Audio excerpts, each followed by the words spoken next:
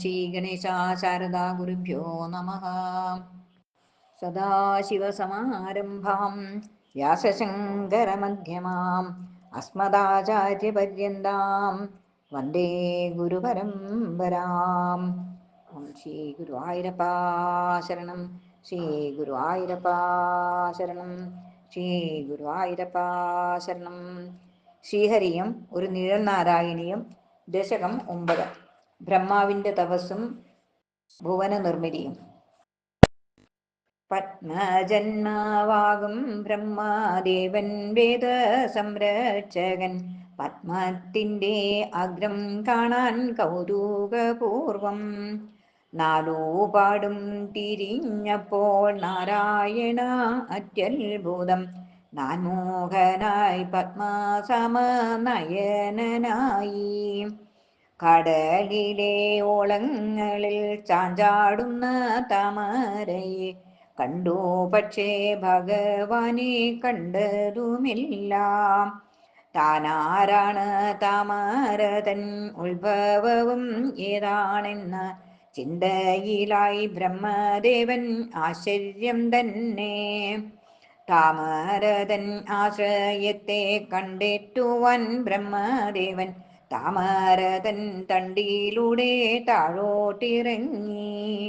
താമര സംഭവൻ പക്ഷേ കണ്ടതില്ല അവിടുത്തെ താമരയും തോറ്റിടുന്ന ദിവ്യപൂമേനി. അനന്തരം താമരതൻ സർവദ്വാരത്തിങ്കലൂടെ അനവധി സംവത്സരം അന്വേഷിച്ചിട്ടും കണ്ടെത്താതെ ബുദ്ധിശക്തി ഏകാഗ്രമാക്കിയ ദേവൻ അവിടുത്തെ വരം തേടി സമാധിയായി. ശതദിവ്യ സംവത്സരം സമാധിയായി പത്മജനം ശാന്തചിത്തനായി ജ്ഞാനപൂരിതനായി. ശാന്താകാര വപുസ്സർണ ഭഗവാന്റെ ദിവ്യമാകും ശരീരത്തെ ദർശിച്ചല്ലോ ദിവ്യദൃഷ്ടിയാൽ. കിരീടവും മകുടവും തിളങ്ങുന്ന വളകളും മുത്തുമാല രത്നമാല അരഞ്ഞാണവും പത്മജനോ ദർശനത്തെ നൽകിയോരാ തിരുവുടൽ മഞ്ഞപ്പട്ടും കൗസ്തുഭവും ധ്യാനിക്കുന്നു ഞാൻ. വേദങ്ങളിൽ പ്രകീർത്തിക്കും സർവവ്യാപിയാകും ദേവാ ലക്ഷ്മീകാന്ത മഹാവിഷ്ണു ജയിച്ചിടുക.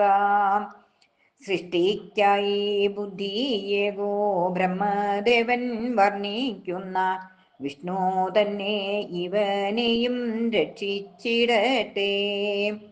വിഷ്ണു മെല്ലെ അരുൾ ചെയ്തു, ലോക സൃഷ്ടി ചെയ്തിടുക എന്നിലുള്ള അചഞ്ചല ഭക്തിഭാവത്തിൽ.